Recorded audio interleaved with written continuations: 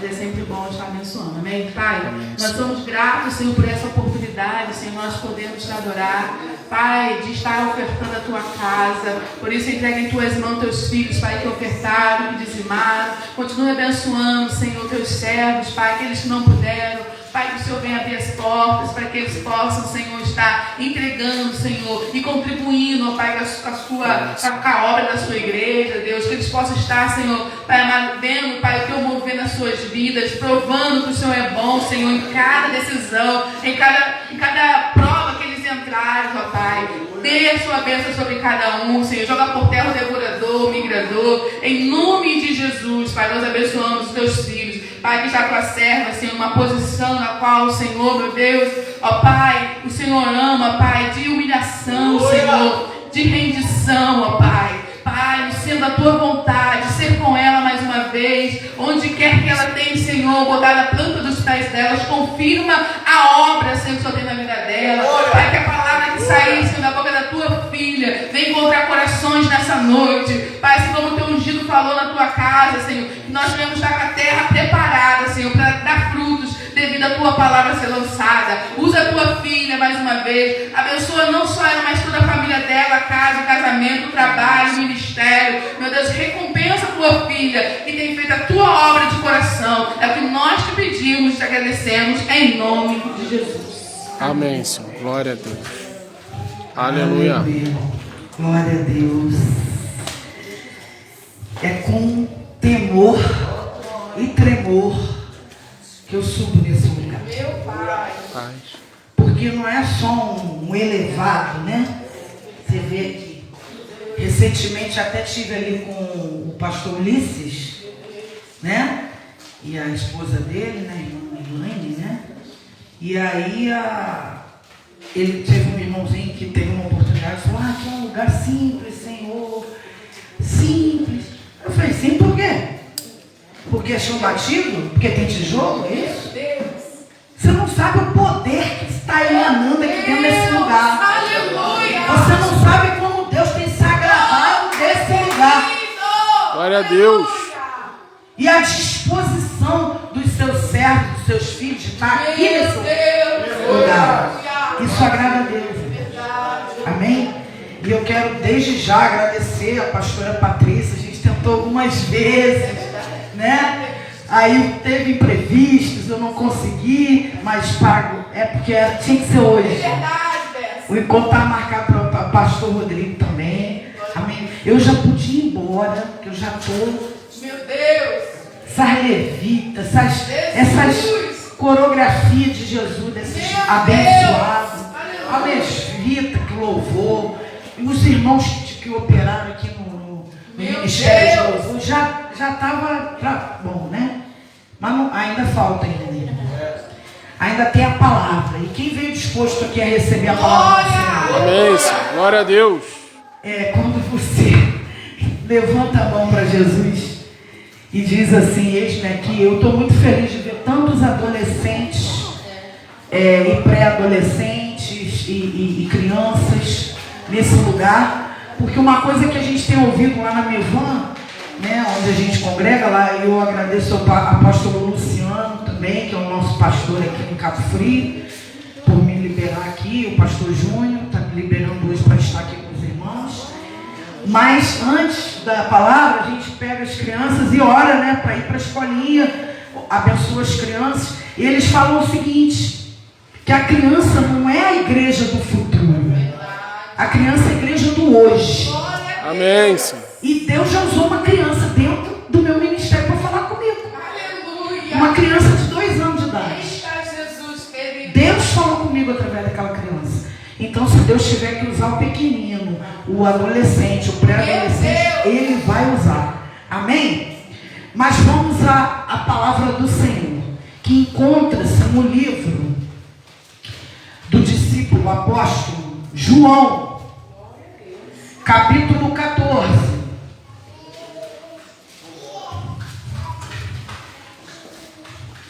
É uma passagem bem conhecida dos irmãos, tá, irmãos? Quero agradecer também ao meu esposo que está aqui hoje. A pastora até perguntou sobre oportunidades, mas ele ama trabalhar nos bastidores. Amém. Mas não é porque eu estou na presença dele, não, mas é um excelente advogado atuante aqui da cidade de Guaba Grande, mas atua hoje em Cabo Frio, está atuando como advogado. Não é porque eu trabalho com ele, mas é porque é uma bênção do Senhor na minha vida. Amém. Amém? Glória a Deus. E a palavra lá em João, capítulo 14, versículo 1, do versículo 1 até o versículo 6, irmãos. Quem encontrou? Pode levantar a mão primeiro. Amém. Alguém ainda não achou? Todo mundo achou? Então vamos lá. Não se turbe o vosso coração. Credes em Deus, crede também em mim. Na casa de meu pai há muitas moradas. Se assim não fora, eu vou-lo teria dito, pois vou preparar-vos lugar. E quando eu for e vos preparar lugar, voltarei e vos receberei para mim mesmo, para que onde eu estou estejais vós também. E vós sabeis o caminho. Repete comigo. Vós sabeis o caminho. O caminho. Para onde vou? E disse-lhe Tomé: Senhor, não sabemos para onde vais. Como saber o caminho? Ele fez uma pergunta para o Senhor: como saber para onde vais? E respondeu-lhe Jesus: eu sou o caminho e a verdade e a vida, e ninguém vem ao Pai senão por mim. Pode sentar, amados. Amém, Senhor. Glória a Deus. Aleluia. Irmãos, quando Deus me deu essa palavra, eu tremi e tremi, né? Porque poucas as vezes, né, eu preguei no Novo Testamento. Deus me usa muito para falar no Antigo Testamento. E aí Deus me deu essa palavra para falar de Jesus. Eu falei, que responsabilidade, né? E aí quando a gente se dispõe, né, a fazer a obra do Senhor, né, eu vou pregar, né? Aí eu disse para Deus: o que eu vou falar para o teu povo, Senhor? Aí quando você está disposto a servir, foi o que o pastor falou. Não tem hora, não tem momento, não tem lugar. 3 horas da manhã o Senhor me acordou para me dar essa palavra. E eu fui dormir às 6, irmão. Mas eu estou feliz por isso. Eu estou feliz porque Deus falou comigo aquilo que Ele queria falar com o teu povo hoje. Essa passagem, quando João está diante do Senhor e ele fala sobre caminho, a gente sempre escuta essa palavra, né? E a gente não entende, assim, não esmiuça. O que é caminho? O que é verdade? E o que é vida? Meu Deus. E aí eu sou uma estudiosa, eu gosto de ir lá, uma estudiosa da palavra, eu gosto de ir lá no fundo. E aí eu fiquei pesquisando, caminho no dicionário significa porção mais ou menos estreita de terreno entre 2 lugares por onde alguém pode seguir. Exemplo, no meio da floresta encontrou um caminho. Ou pode ser faixa de terreno ou local de passagem que serve de ligação ou comunicação terrestre entre 2 ou mais lugares. Seguiu por um caminho arborizado. Isso aqui não está na Bíblia, não. Isso aqui está no dicionário. Mas aí eu fui lá para a palavra do Senhor pesquisar sobre caminho. As passagens na palavra do Senhor que falam sobre caminho. Esta palavra aparece na Bíblia no sentido de via, de estrada. E muitas vezes o termo caminho significa os simples hábitos da vida. Não é só o lugar por onde você vai passar. Aqui tem uma via, eu vou passar por essa via. Não. Caminho também significa endireitai os vossos caminhos. Todo ser vivente havia se corrompido. havia corrompido o seu caminho na terra. Meu Deus. Caminho do Senhor quer dizer o que Ele é em relação a nós. Os meus pensamentos não são os vossos pensamentos, nem os vossos caminhos, os meus caminhos. Ir pelo caminho de todos, isso tudo está na Bíblia, irmã, porque não dá para mim falar para vocês de lugares, porque é muitos versículos. Está em Números, está em Gênesis, né? Está em Isaías, e agora em Josué. Significa estar para morrer na sua viagem para a sepultura. Caminho duro representa o caminho dos pecadores. Isso está em Juízes. E Jesus Cristo é chamado de caminho, pois que Ele é, por Ele somente que os crentes obtêm a comunicação com o Pai. Estas expressões, o caminho, este caminho, usavam-se a respeito da crença e práticas cristãs, talvez para contrastar com o sistema judaico de regras para vida diária. Então, meus amados, aqui a palavra do Senhor está dizendo o seguinte, que existem muitas passagens que falam sobre caminhos. E quem é que conhece os nossos caminhos?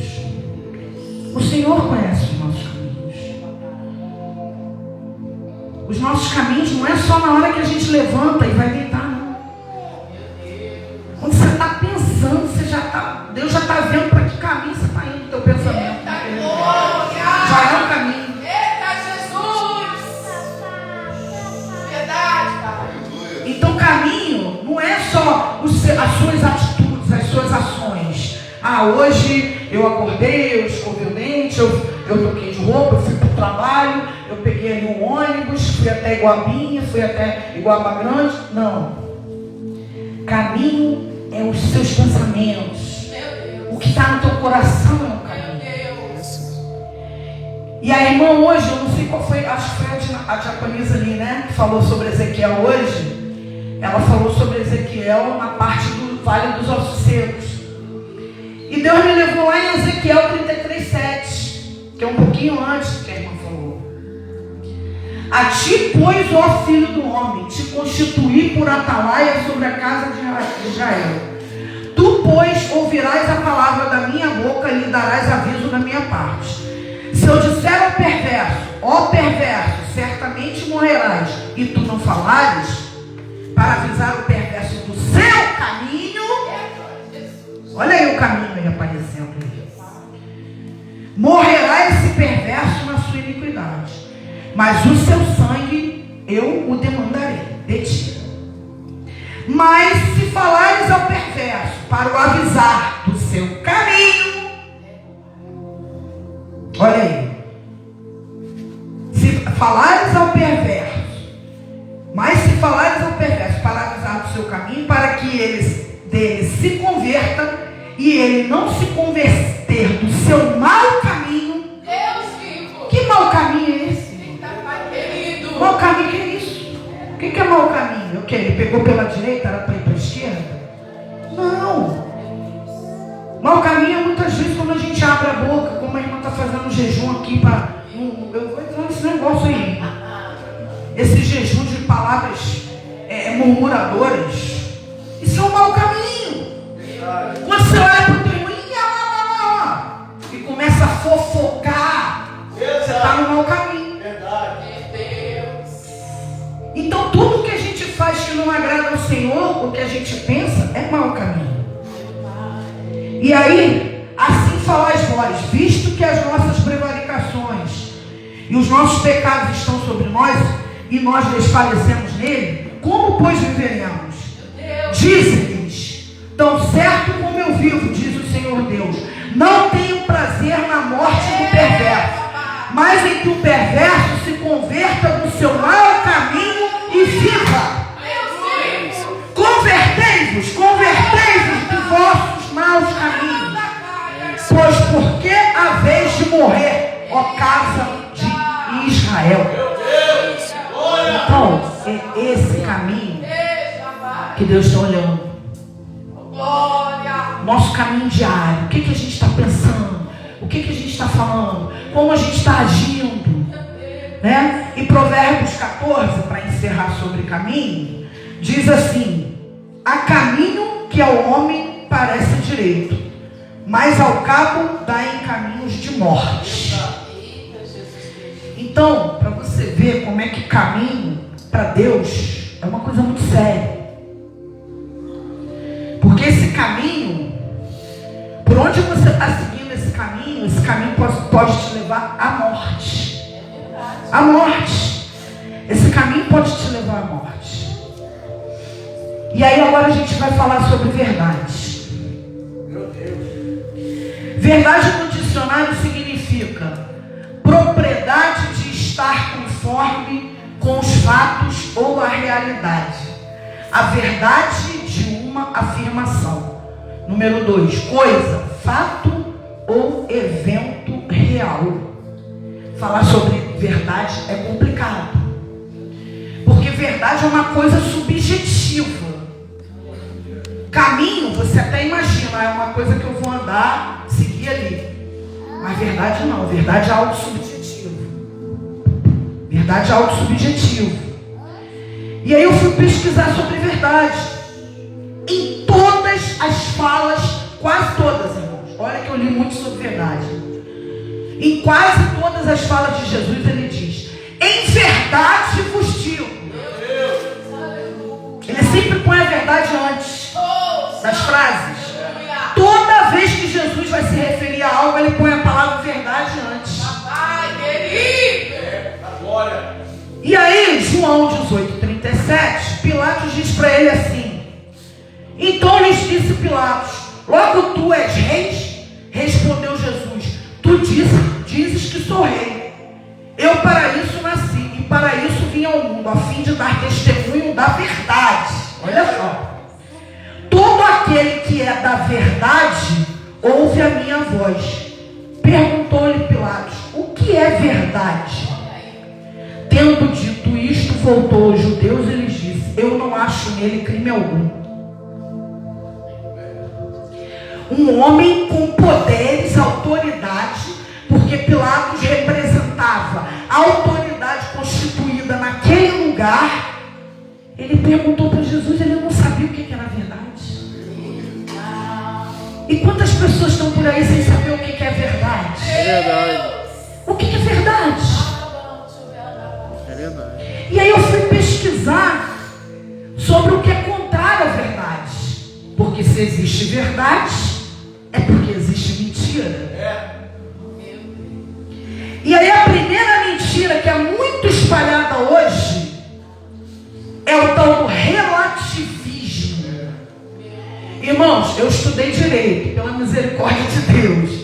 Eu fui para uma faculdade com 38 anos de idade, onde eu conheci esse varão aí.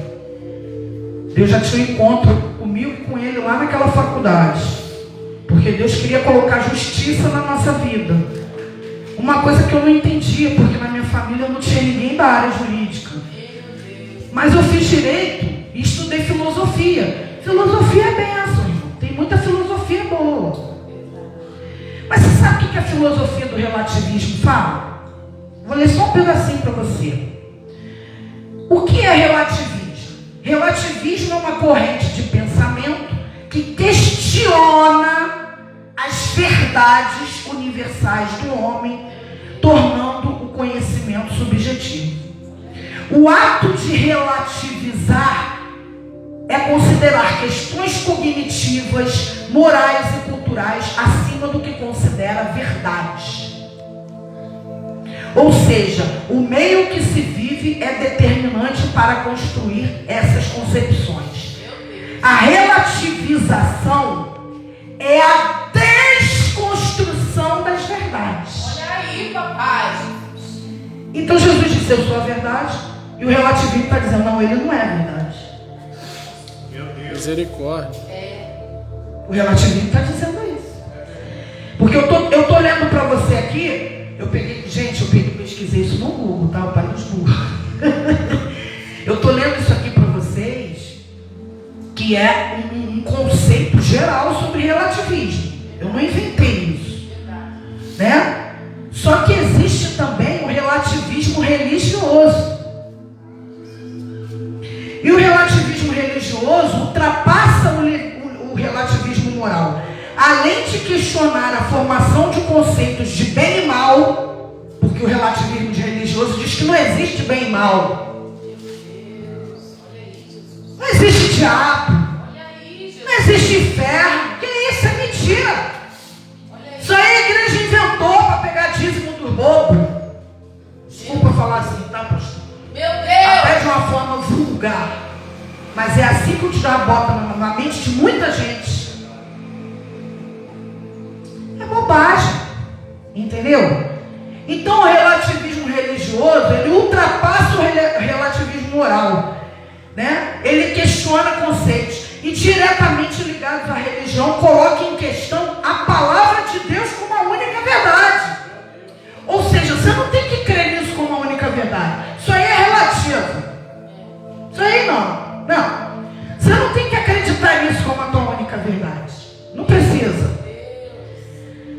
E também discorre sobre as interpretações feitas pelos homens dos livros sagrados. Ou seja, ainda questionam a palavra de Deus. Isso aqui, eu não estou com a minha espada aqui. A espada da pastora é linda, olha, coisa linda, maravilhosa. Eu queria ter uma espada dessa. Aqui, ó. Isso aqui é mentira. Isso aqui foi inventado pelos homens. Esse é o relativismo religioso. Meu Deus! Agora eu vou falar da segunda mentira. Essa ainda é pior do que o relativismo. Sabe qual é o nome? Dúvida. Hebreus 11:1 diz: ora, a fé é a certeza de coisas que se esperam, a convicção de fatos que não se veem. E Hebreus 11:6 diz: de fato, sem fé é o quê? Impossível agradar. Sem fé Meu Deus! é impossível agradar a Deus. Porquanto é necessário que aqueles que se aproximam de Deus creia que Ele existe e que se torna galardoador dos que o buscam.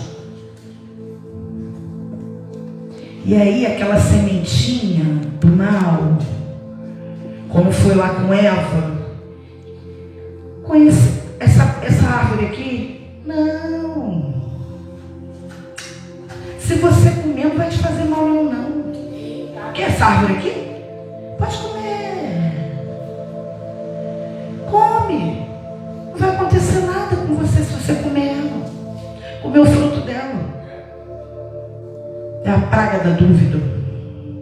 Que a gente tem que enxotar.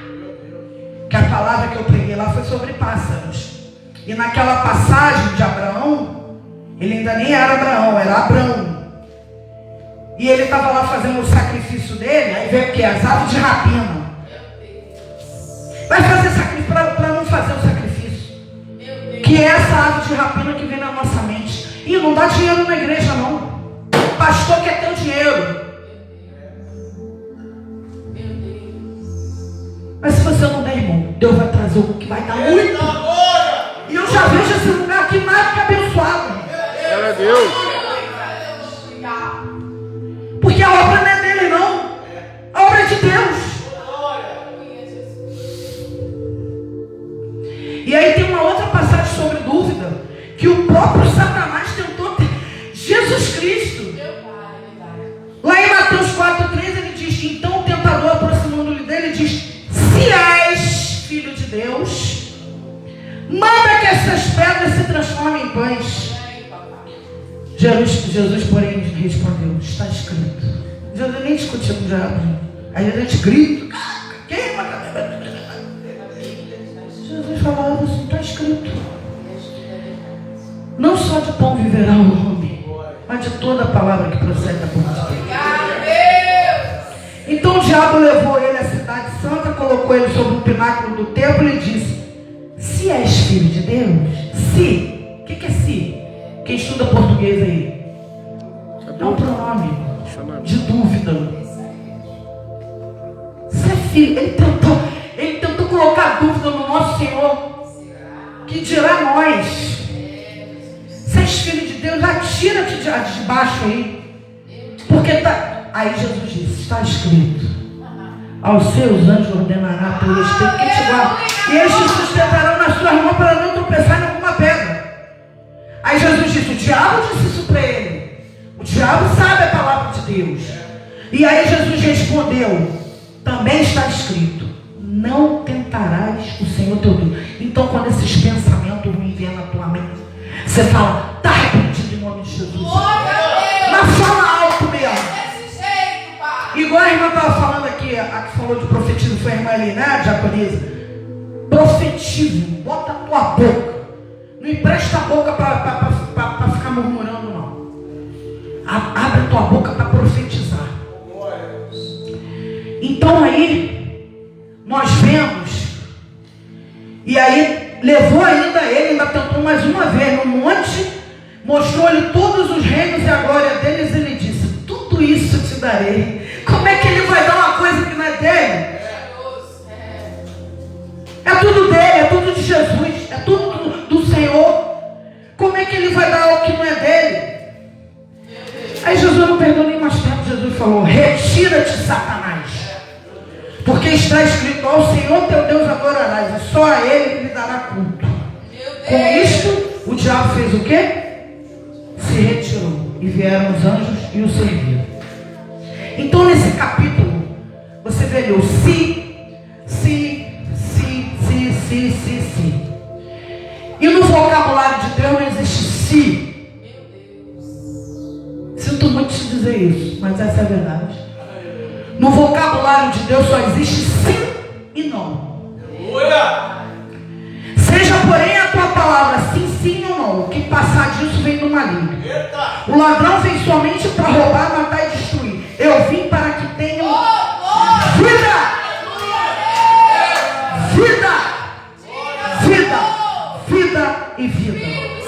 E vida em abundância. Maravilha, Pai. Agora nós vamos falar de vida. Maravilha, Deus. Sabe o que significa vida no dicionário? Propriedade que caracteriza os organismos cuja existência evolui do nascimento até a morte. A vida dos animais, a vida dos vegetais. Modo de viver, conjunto de hábitos, entre aspas, vida santa. Isso está no dicionário.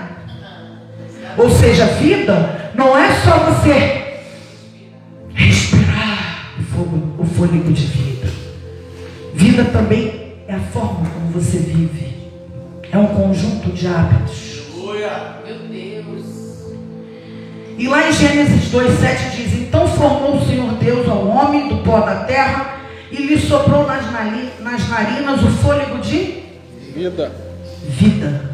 O homem passou a ser alma vivente.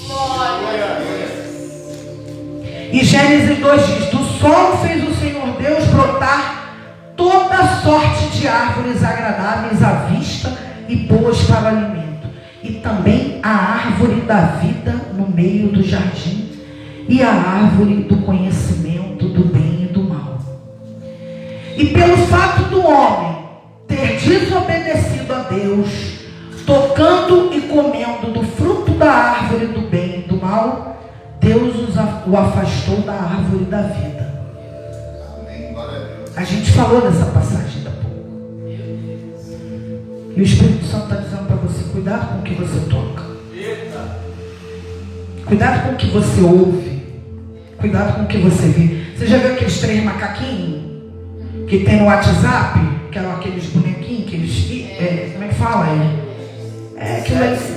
Aqueles bonequinhos que eles mandam. Emoticon, né? Emojis. É isso.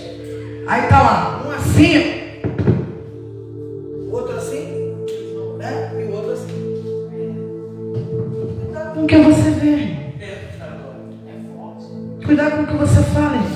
E cuidado com o que você ouve, irmão. E aí Mateus 7,14 diz, porque estreita é a porta e apertado o caminho que conduz para a vida. E são poucos os que acertam com ela. Ele é a vida. E Ele está aqui hoje. Glória a Deus. Ele está aqui no nosso meio. Amém, Senhor. Quando todos pensavam que era o fim, tem até um louvor, né? Como é que é? Tem um louvor que fala isso, né? Quando todos pensavam que era o fim, tem um louvor desse? Tem um louvor que fala isso. Porque Jesus foi crucificado, Ele ressuscita.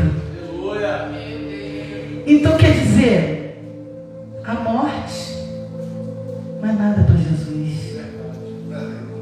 E às vezes a gente está preocupado com nossos contos, a gente está preocupado com a nossa família, a gente está preocupado com o nosso trabalho, até com o nosso ministério.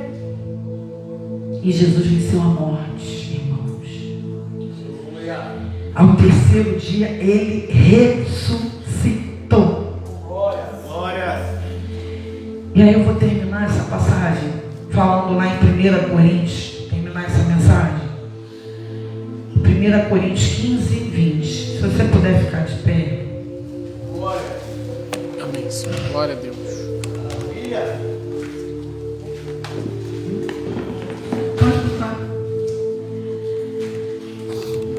Mas de fato Cristo ressuscitou dentre os mortos, sendo Ele as primícias dos que dormem. Visto que a morte veio por um homem, quem foi esse homem? O homem, primeiro, o homem que morreu foi o Adão. Adão foi o homem que morreu espiritualmente. Porque a pior morte não é a morte física. A pior morte é a gente morrer sem Deus. Meu Deus. É a gente morrer sem Jesus. E mesmo ele tendo morrido espiritualmente, visto que a morte veio por um homem, porque assim como em Adão todos morrem, assim também todos serão vivificados em Cristo. Amém. O último inimigo a ser destruído é a morte. No momento, num abrir e fechar de olhos, ao ressoar da última trombeta, a trombeta soará, os mortos ressuscitarão, Glória a Deus. incorruptíveis, e nós seremos transformados, porque é necessário que este corpo corruptível se revista da incorruptibilidade, e que o corpo mortal se revista da imortalidade. E quando este corpo corruptível se revestir da incorruptibilidade, e o que é mortal se revestir de imortalidade, então se cumprirá a palavra que está escrita: tragada foi a morte pela vitória. Onde está, ó morte, a tua vitória? Onde está, ó morte, o teu aguilhão? O aguilhão da morte é o pecado, e a força do pecado é a lei. Graças a Deus que nos dá vitória por intermédio do Senhor Jesus Cristo. Amém, Senhor. Glória a Deus. Aí você pode estar dizendo para mim, minha irmã, mas eu não estou passando por nenhum problema de morte na minha vida. Ou às vezes pode estar alguém à beira da morte na tua casa. Eu não estou passando por um problema de morte na minha vida, mas pode ter alguma área da tua vida morta. Sabia? Essa área da sua vida pode ser seu casamento, que está morto. Aqui na igreja todo mundo pensa que eles são um casal maravilhoso. Mas em casa é tudo fachada. Em casa o marido nem fala com a mulher. Casamento está morto. Às vezes é um problema na família. A família um fala com o outro. A família está morta. Eu não sei qual é a morte que está na tua vida. É uma situação financeira. É uma situação de saúde.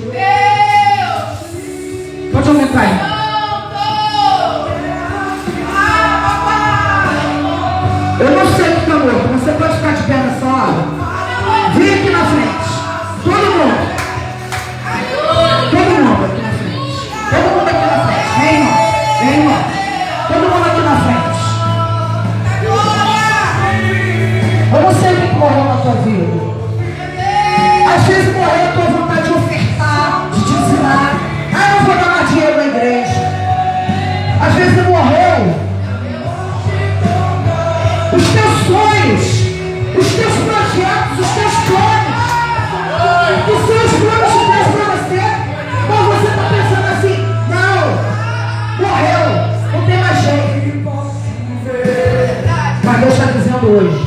Tem gente, tem vida. Tem vida aí. Tem vida aí. Tem vida aí onde você pensa que está morto. Tem vida. Fecha teus olhos. Fecha teus olhos. Meu Deus, eu não sei por que o Senhor me deu essa palavra hoje, Senhor, mas o Senhor sabe. Primeiro cortou para mim, Senhor. Mas eu quero nessa hora colocar diante do Senhor essa vida que está aqui hoje. Que por algum motivo, alguma coisa pode ter morrido nela, ou nele. Mas traz vida agora. O Senhor diz: eu sou o caminho, a verdade e a vida, e ninguém vem ao Pai por mim. Então traz vida. Traz vida. Traz vida onde está morto, meu Deus. Às vezes é um perdão, uma falta de perdão. Essa pessoa não consegue perdoar aquele familiar. Essa pessoa não consegue perdoar aquele vizinho. Não consegue perdoar o seu marido, a sua esposa. Mas o Senhor é aquele que traz vida nessa hora. E aquilo que está morto hoje vai ressuscitar. Vai ressuscitar o seu ministério, a sua vontade de servir, a sua vontade de fazer obras de Deus, a sua vontade de ensinar, de ofertar, o seu casamento, o seu trabalho, os seus sonhos, os sonhos que Deus tem para a tua vida, hoje vão ressuscitar. Glória a Deus. Aleluia. Ressuscita, Senhor. Ressuscita, meu Deus. Ressuscita, Pai. Glória a Deus. Aleluia. Em nome de Jesus. Aleluia. Em nome de Jesus. Nós profetizamos vida aqui nesse lugar, Senhor. Tudo que está morto, Senhor. Tudo que vai ser paralisado, Senhor. Receba a vida. Receba a vida. Receba a vida. Receba a vida. Receba a vida nessa noite. Levanta a tua mão. Levanta a mão. Levanta a tua mão para o alto. Levanta a tua mão. Eu recebo vida. Eu recebo vida. Eu recebo a tua vida. A tua vontade, Senhor. O teu desejo para a minha vida. Os teus sonhos para a minha vida. Para o meu casamento. Para o meu trabalho. Para o meu ministério. Em nome de Jesus. Eu recebo vida. Vida. Vida. Vida. Vida, Pai. Traz a existência, Senhor. Aquilo que não existe, meu Deus. Só o Senhor pode fazer. Só o Senhor pode fazer. Só o Senhor pode fazer. Eu também quero te perguntar. Eu não sei como é que está a tua aliança com Deus. Se você ainda não aceitou o Senhor como seu único e verdadeiro Senhor. Eu tinha dúvida. Irmão, eu tinha dúvida. As aves estavam na minha mente. Mas nessa noite eu quero aceitar o Senhor. Eu quero aceitar o Senhor. Ou eu quero renovar os meus votos com o Senhor. Eu estava batido, eu estava triste, eu estava desanimado. Mas nessa noite eu quero renovar, irmão. Levanta a tua mão assim, ó. Ninguém está vendo, não. Ninguém está vendo, não. É só Deus. Ele está vendo nessa hora se você quer renovar a aliança com Ele. Renova a tua aliança, Senhor, com essa vida. Com essa vida, Pai, que precisa de Ti. Que precisa da Tua salvação. Que precisa da vida, Pai. Em nome de Jesus. Ressuscita nessa noite, Pai. Ressuscita essa alma. Ressuscita, salva, Pai. Salva também aquele que está perdido lá na nossa casa. Aquele que tem acreditado nessa conversa do inferno. De que não precisa do Senhor. De que não precisa de Deus. De que céu e inferno não existe. Salva eles, Senhor. Visita agora, Pai. Visita aqueles, Pai, que também um dia estiveram na Tua casa e hoje não tem mais força, Pai, para estar Te buscando, Pai. É isso que eu te peço nessa hora, Pai. Em nome de Jesus. Em nome de Jesus. Em nome de Jesus. Agradeço a oportunidade, pastor, em nome de Jesus. Amém. Glória a Deus. Aleluia.